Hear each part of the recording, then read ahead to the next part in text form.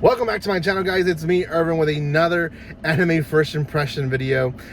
Welcome again to my channel. This is going to be one of many first impression videos that I've been releasing and will release more of. So if you haven't done so, check those out. This is going to be on AMAIM, the warrior at the borderline. It is a mecha anime releasing on Funimation. And if you guys don't know, I'm not a huge mecha anime guy, but this one actually got me interested. Now, before I say anything else, if you have not done so by now, make sure you subscribe to my channel. We're trying to reach 4,600 by the end of the week, and yes, I'm in a van. It's dark. That's because I have no home. But by the end of this week, hopefully I'll have keys to my new home. I'll be able to start moving stuff in, and hopefully in a week or two, you'll start seeing an actual background and not a van anymore. So thank you guys so much for those who have been following my journey. We're gonna get back to normal hopefully pretty soon, and with that, I want to celebrate one milestone of 4,600 subscribers, and hopefully with a giveaway as well. So subscribe, comment, like, and share. That helps so much. Okay, this is gonna be on AMAIM, and you guys don't know how many times today I tried to record this video. This is why I decided, you know what, I don't care that it's dark, I'm gonna go out there and record it, because it's been hard to record all day, long day at work, kind of hard to do stuff afterwards, you know, with family and kids. So finally got some time to actually come out and record. So I'm excited to start this review, or my first impressions on it.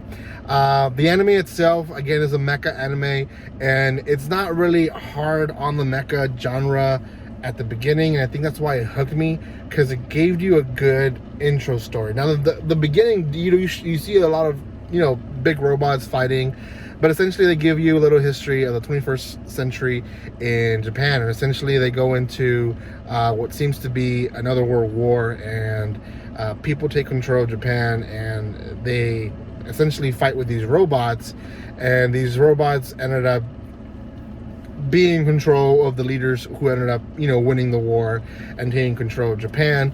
And then there's just rubbish of other ones that were either left abandoned or broken down to pieces. So we meet our protagonist. He lives in modern day Japan, and essentially it's very hard. You know, they're bullied by the people that are supposed to be there to really protect them and, you know, make them feel safe, but in reality they're just pushing people around and basically power hungry. So protagonist is kind of fed up with that. We also find out that he and his friends have this hobby of finding, you know, these places where old battles were fought and pieces of robots and other stuff are found. So they go and, you know, kind of look around and see what they find.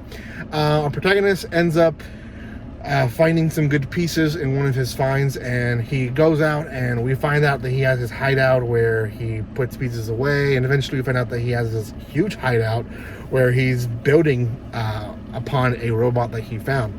Now we do see a little bit of the culture of the city here and there, especially with the interaction with him and his friends. That's, as they come back, we see kind of people being bullied by they kind of seem like the army, I guess you can say, or cops more. Like there's no cops, there's just army people that are there to protect, but really they're just bullying people. And our protagonist at one point finds seems an AI, so a artificial intelligence piece, and essentially he is saved by this piece because the AI warns him that he's being chased by these you know, military people. So he ends up being able to get off any of the pieces that would have, you know, made him look guilty.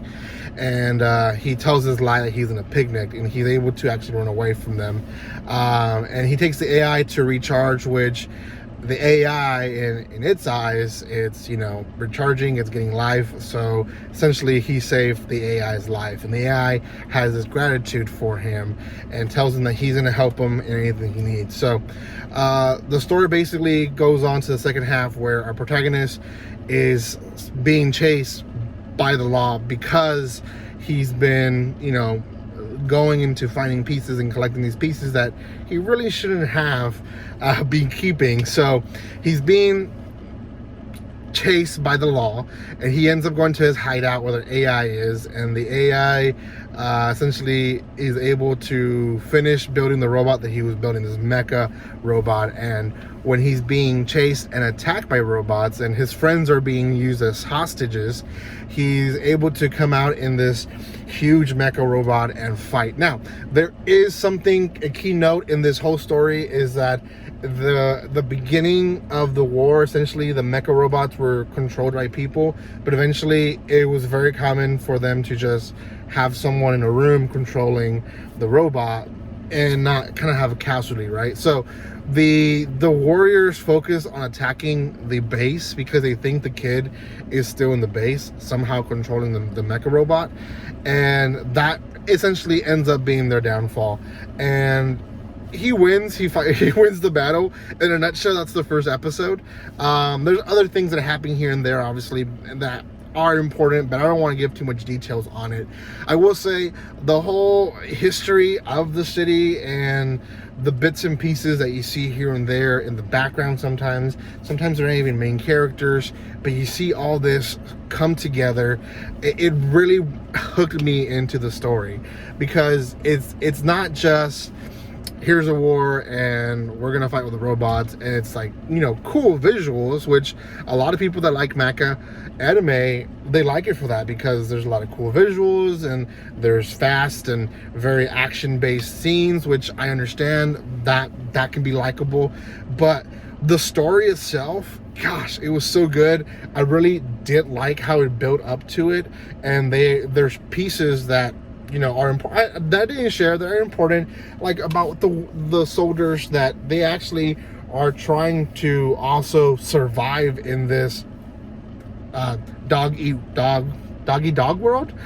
So basically, you know, you just gotta trample people to be on the top, which kind of sucks, right? Because it takes out the bad of people.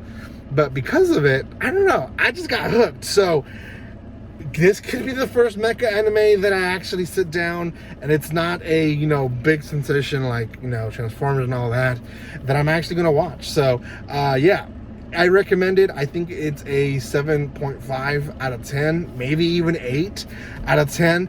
So go check it out. It's on Funimation. Like I said, I personally like the story. I will say it's more of an intermediate to veteran anime watchers. Again, it's not the big wow anime of the season, so for those who are coming into anime that, you know, a year or two, then this one might not be for you guys. But still, you might want to still check it out. You might actually end up liking it as well. So go check it out. It is on Funimation. One episode is out. It is subbed for now. They might dub it later, I don't know, but for now it is subbed. So go check it out. Give some love to Funimation and to my channel. So subscribe, comment, like, and share. Again, very soon I'll be having my room again, doing giveaways, doing live videos, hopefully, and we'll see what goes on from there. So thank you guys so much for your love and support. See you guys on the next video, and like always, guys, don't be strangers. See you guys.